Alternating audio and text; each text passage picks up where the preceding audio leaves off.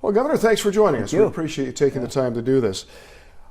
We'll start with East Palestine. It's been about a year now since that disaster. Do you think you're keeping your promises that you made to the town, with the health monitoring and the water testing, et cetera?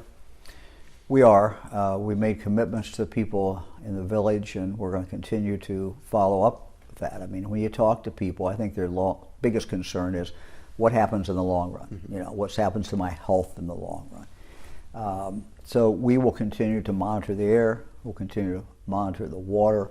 We'll continue to work with the community as far as economic development, which is certainly important.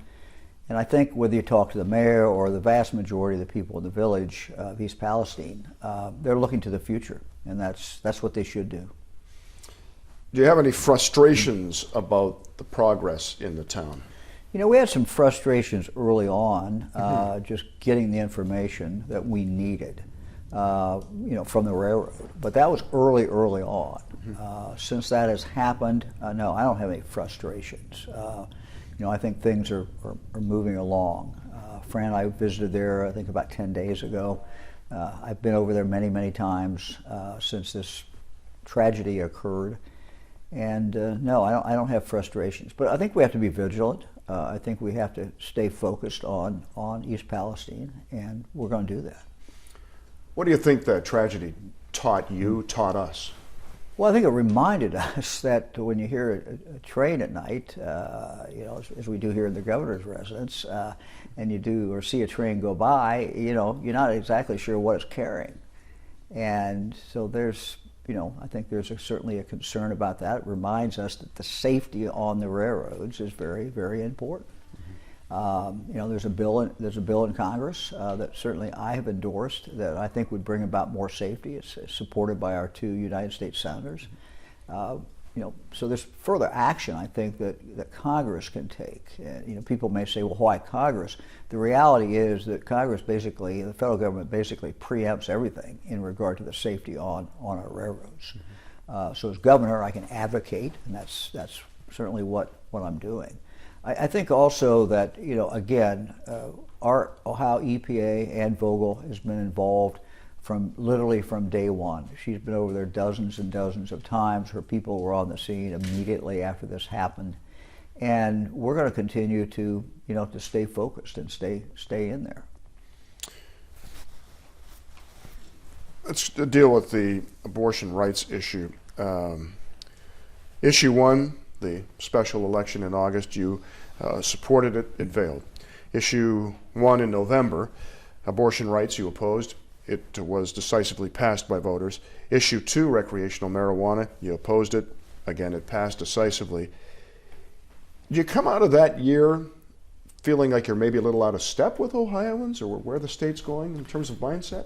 Well, I think, you know, what's important as we go forward, just to take the issue of marijuana, when people voted for that, it's clear, 57%, I think it was, of the voters of the state of Ohio said, look, we're for recreational use of marijuana.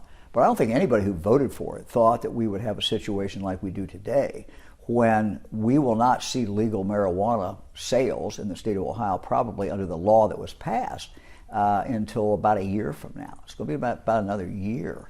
So we have a kind of ridiculous situation. You know, you can use marijuana, you can possess marijuana, you can plant marijuana, but you can't buy the seeds and you can't buy the marijuana legally in the state of Ohio. So the concern that I've expressed to the legislature is we're seeing what happened in New York State, where they had this long gap where you could use it, but you couldn't buy it. And what happened is they had thousands of places that sprung up, little retail shops where people would buy marijuana. And people thought it was legal. They'll think it's legal in the state of Ohio, but the reality is there's no state agency that is checking for the quality. You know, that marijuana that people will be buying very well could have some other product in it. It could have pesticides in it. It might not be what it's advertised as. So I think the people who are for this, and particularly the group that was in favor of legalization of marijuana, one of the things they said was, we want to regulate this like we do alcohol. Mm-hmm. And the way we do alcohol is we have a state agency We have our state liquor control folks that go out and do that enforcement and do that regulation. So the legislature needs to take action now so that we can actually start selling it in Ohio legally and control how it is being sold, and so that the person who's buying it knows exactly what, in fact, they're getting. The other thing that goes along with that I've expressed to the legislature is we have a loophole in Ohio law, we have a loophole in federal law in regard to hemp. And what you're seeing bought at filling stations, gas stations all around the state, many times by 14, 15-year-olds, is this Delta 8, Delta 9, and it is hallucinogenic, and there's no control over it. And it's being bought by minors. We have to plug that loophole in the law. And so that's why I have this sense of urgency of our need to really get something done. So when the House comes back in January, I talked with the Speaker. He's assured me that they're going to look at this, they're going to take it up and see if they can come up with something, and then we'll come up with a bill and we'll fix these problems. Because we're hearing now that it's bogged down in the legislature. Are you getting that sense as well? Well, the legislature did now. I mean, the Senate passed a good bill. We just want the House to pass a bill. It doesn't have to have everything Mike DeWine wants in it, but let's get something done so we don't have this crazy situation where we're growing, this black market, and we're just, it's just a mess is what it is today. Would you be in favor of using the money raised through the sale of recreational marijuana toward police training, as Representative Cindy Abrams has proposed? I think this is our once-in-a-lifetime opportunity. Much as I was against passing this, but again, we need to take this money and do something very positive with it. We're going to have more policing problems because of marijuana. We're going to have more people out on the highways who are driving under the influence of marijuana. Mm-hmm. We're going to have more kids go to emergency rooms because they got the gummy bear, the gummy that was out there. So we're going to have a lot of problems. So a logical place to invest this money, or at least part of this money, is in good police training, where we actually have scenarios where we have a bad shooting or shooting a situation where someone is very controversial. Should he have gotten shot by the police? The only way you reduce those is by good old-fashioned police training and scenario-based training, where they go through actually almost, you have actors there, you have a facility, and then that officer has to learn when he or she pulls the gun, when they use the gun. You don't learn that overnight. And what we've seen in Ohio today is a situation where if you're in a small police department, you probably are not getting that training. We want every officer in the state to have that training. We can do that by taking some of this money from marijuana and actually building up this training. So you do support it then? I support it very much. Yeah.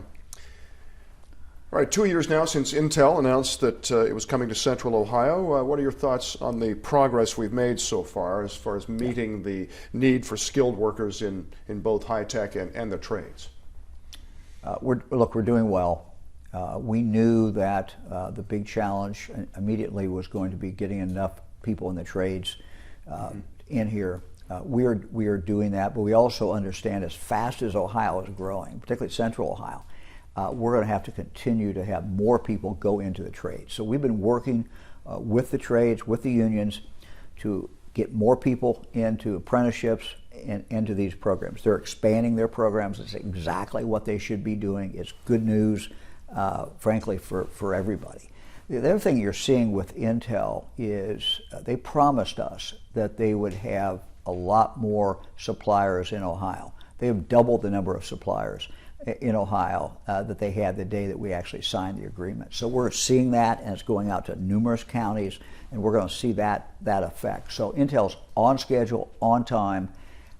Things are moving. Obviously, you're satisfied, it seems, with the rate of progress.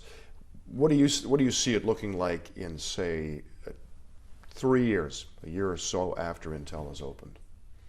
What do you think it'll look like as far as that area and as far as Ohio? in Well, general? I hope we're looking at a second phase. I mean, Intel told us that if things go the way they want to, they'll be into a second phase very quickly after building the first phase. So we hope in a few years we're looking at that second phase.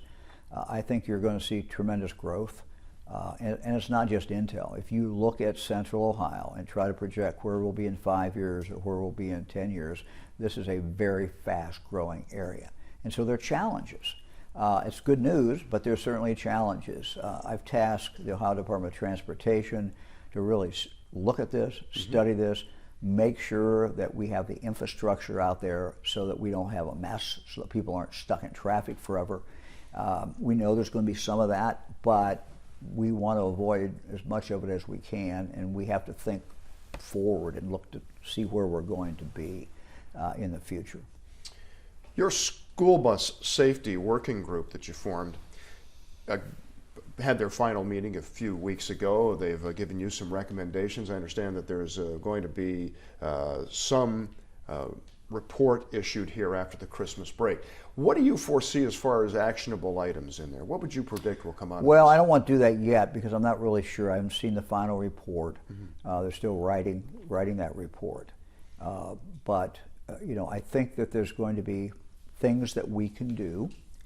And before I talk about that, I just want to say, when you put your child on a bus in the morning, it is still the safest way to getting that child to school. There's absolutely no doubt about it. Yet, when you have a tragedy as we had in Springfield, where the little child was killed, that is just horrible, horrible. And so we have an obligation to do everything that we can, to every parent, every grandparent, every child, to make sure that bus trip is as safe as we can. So this group is going to come back with recommendations. Some of it will have to do with how the bus, what additions you have on the bus to make it safer. So there's going to be a cost associated with that. And so what we're going to have to do is figure out, how do we pay for that? How do we make sure that the local school district isn't faced with the choice of buying a new bus that doesn't have all the safety bells and whistles on it? We want everybody to be up to this standard. We don't want some here and some here. And that's going to be the challenge as we try to work with the legislature on this. Right, you have the trans bill now before you on your desk. You had a chance to look it over here. Your thoughts on sign it or not sign it? This is very important. This bill affects a small number of our children in the state of Ohio, but for those children it affects, it's very, very important to them. It's very, very important to their families. We got to get this. We got to get this right. These are kids who are going through a crisis in their life, and we need to be there for them. Now, what does that mean? Frankly, both sides of this issue, as you know, this is very, very contentious. I think we should remind ourselves that both people who are for this bill and people who are against this bill all care about kids. They just come down with a very different point of view of how we can ensure the safety of these children. So what I've done is I've gone out, I spent a good part of a day in Akron Children's, did the same thing at Cincinnati Children's Hospital, and I've done the same thing here in Columbus at Children's Hospital, Nationwide Children's Hospital. But I've also talked to some proponents, opponents, just tried to pull in as much information as I can. I've talked to some parents, I've also talked to some of the children, and I'm still in the process of doing that. I don't want to leave anything unknown, and I have the obligation to get as much information as I can before I make the decision. So I will not make a decision until next week. And when I do make that decision, we'll do a press conference, and I will explain what I'm doing, and I'm going to explain why I'm doing it. Your thoughts on Lieutenant Governor Housted and Attorney General Dave Yost filing papers to run for your seat in 2026? These are two of your longest colleagues. What are your thoughts on that? Well, both are certainly friends of mine. I've worked exceedingly close with John Housted. John Housted has played a major role in this administration with everything that we have done. He's played a major role in regard to economic development in the state. So I think he would be a very, very good governor. We have just a couple more here. What do you think your biggest challenge has been this particular year in leading Ohio? Well, I always kind of try to look forward. I mean, I think if you look at where we've been, where we're going, I think the most important thing that we can do is invest in our kids. We've made some real progress this past year. The legislature, at my suggestion, passed a bill that says that the science of reading is how teachers should teach reading. And we do that because we know now that is the best way to do it. My wife Fran and I have been out. We've been to over 15 different schools where they've switched over to the science of reading. Teachers tell us the same thing every single place we went. Look, we were a little apprehensive about it. It wasn't how we were taught. But when we made the switch, what we started seeing almost immediately is kids doing better. And we're now getting higher scores. We're getting a higher percentage of our kids in third grade and fourth grade that are reading at the level they should. It's the way to go. We now have to drive this throughout every single school in the state of Ohio. We've provided money for teachers to get retrained. We've also provided money for curriculum to be bought by these schools. So we're going to stay focused on the most essential thing, and that is giving kids the key to the future. And the first key you have, and you've got to get in that door, is to be able to read. If you can't read or don't read well, you're not going to be able to live up to their full potential. So that to me is the most important thing we're doing. All right, prediction for the Cotton Bowl with the Buckeyes. Well, we wish the Buckeyes all good luck. Everybody in Ohio is rooting for them, and we're excited about them, being in the Cotton Bowl, and we look forward to a victory. All right, Go Bucks! Score. I won't do the score, but I'll stay away from the score. But the Bucks are going to win. Buckeyes are going to win, and I think it's going to be a good game. We're going to be very proud of them.